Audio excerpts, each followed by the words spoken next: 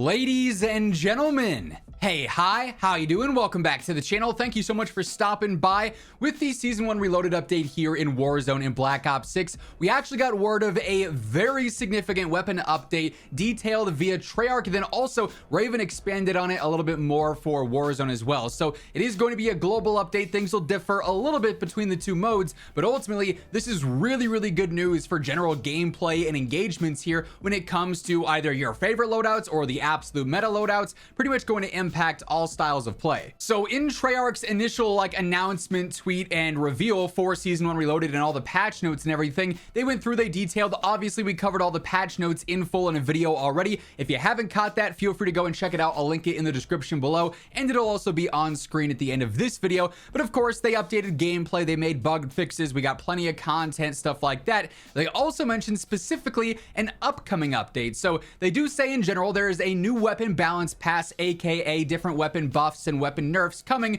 shortly after the launch of Season 1 Reloaded. So with Black Ops 6 multiplayer in specific, Season 1 Reloaded obviously going live about the time that you're probably watching this video, with it, multiplayer is not really seeing that many weapon changes. There's the new weapons, but there's not that many actual specific fine-tuning adjustments, right? Instead, that's going to be this weapon balance pass in potentially the days to come. Whenever it does end up dropping, I'll be covering it here right as it happens, alongside everything else going on in COD. You guys know I got you covered on a daily basis for news, updates, patch notes, meta breakdowns. It's all here, so if you want to stay up to date, feel free to hit that subscribe button, turn on those post notifications. Like 15,000 new viewers every single day are checking out the channel for the first time. Also, if you enjoy this video, a like would be seriously appreciated. But that said, the actual MP experience didn't see that many weapon changes. Warzone separately got quite a few weapon updates, but they didn't exactly specify what was going on with this. However, we got more details on this from Raven, but they say with this upcoming weapon balance pass, it's going to include obviously standard weapon updates like we're used to seeing, but also headshot damage improvements on full auto weapons. So that in and of itself is a big deal, right? A thing with Black Ops 6 as opposed to other Call of Duty titles is the lack of a true headshot multiplier. It's there, but it's very minor. There's not much going on with it. Headshots in this game are not super rewarding. And that was a design decision that Treyarch actually talked about back during the beta and pre-launch. They're like, hey, in this game, we've reduced headshot damage multipliers so it doesn't feel like you get insta-melted and a headshot's the most drastic thing in a gunfight. Clearly, the community has sort of said via feedback, yeah, not really a huge fan of this. Like, they have data and feedback that proves they should change that, and they are going to, it seems. More importantly, though, like that's a big update, but more importantly, a more universal update here as well, the full removal of idle sway at the start of an ADS on sniper rifles. Another big deal. This is actually how things were before, and Black Ops 6 kind of switched this up, where when you go to zoom in on a sniper scope, and I'll probably overlay some examples just in the firing range here, when you first ADS off of your center point, like if you use a center dot for your aim to begin with, which I would recommend, you'll notice that on snipers, unless you have like, I think it's called the target laser attachment or something, your ADS, when you actually zoom in, is not consistent. Sometimes you might be drifting a little bit to the left, drifting a little bit to the right. That idle sway means that even if you're centered on somebody with your center dot, when you go to aim down sights, you're not always going to be centered there, which is tricky for quick scoping and aggressive sniping. It's just kind of an awkward mechanic. Like I said, hasn't really existed in the past. When it has existed in the past, there was feedback given and they did make changes and adjust that. And we're kind of now in that rinse and repeat cycle here where yes, the full removal of idle sway at the start of ADS on snipers is going to be a big deal. This does kind of invalidate that target laser attachment, but it's a good thing to have outright. That means you don't have a crutch attachment you have to use every single time on your sniper setups, right? If you're into quick scoping and you want to play more aggressively with that. So that in and of itself, big W, huge deal with that. They also go through and address another major concern of gameplay. They are reducing the visual recoil, sway, and bob on weapons. Now, these are not the exact full details. They haven't given us the percentages. Visual recoil is being reduced by this much for rifles, this much for SMGs, so on and so forth. Same deal with sway on marksmans versus rifles versus LMGs or whatever. We'll get that in the full patch notes, but this has been another big thing. You may recall back during Modern Warfare 2, big talking point in the community was the visual shake, the noise. When you'd ADS, the idle sway was always drifting back and forth, meant staying on target was a little bit more obnoxious. It really heightened the gap between controller players who have aim assist to sort of negate some of that idle sway versus keyboard and mouse players, which had to suffer a little bit more. Like it's a distinct disadvantage there when idle sway is introduced. So that's a big deal. Then also gun bob as well, as you're strafing back and forth. Again, controller players can kind of benefit from cheesing that movement and relying on aim assist, whereas keyboard and mouse, it creates another disadvantage. So this is going to shrink the input gap, which is big. Now,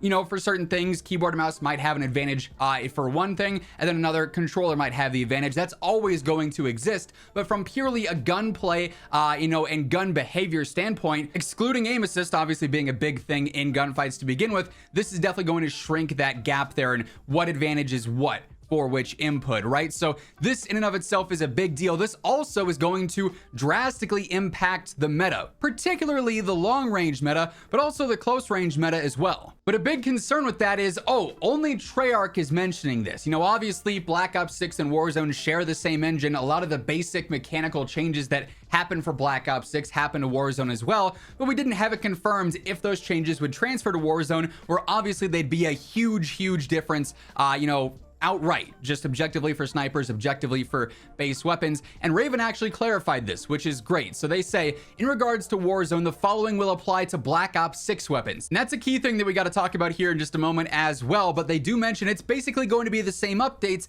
with the exception of the headshot damage improvements. Warzone versus multiplayer already has a pretty distinct difference in body multipliers and damage, as is obviously Warzone. You have a lot more health compared to multiplayer, so the damage values are already very different. Multipliers for body shots, head, torso, limb is already very different.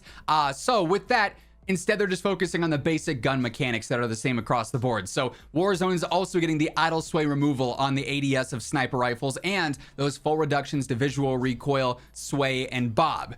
Here is the one thing that, while this is fantastic news and it's really going to help out the meta here, the one thing that is a little concerning, obviously Treyarch is Black Ops 6. They're not dealing with Modern Warfare stuff like multiplayer and everything is not Modern Warfare 2 weapons, not Modern Warfare 3 weapons. It's just BO6.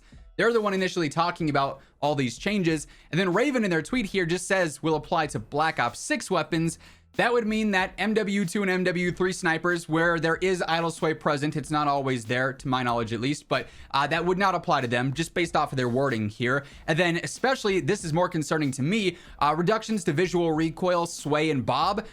MW2 attachments, MW3 attachments don't really attack that stuff all that much anymore like they did in the games prior, because they made those big overhauls to the attachments for those weapons with this season 1 integration. And so this would actually create a pretty noticeable gap in behavior of Black Ops 6 weapons versus all of the old ones, MW2 and MW3, because a lot of those now, since the integration, do suffer from that same visual shake, the recoil there that's really noisy and just obnoxious. Again, very noticeable on keyboard and mouse, but even noticeable on controller too, just from a visual standpoint, trying to stay on target or spot players.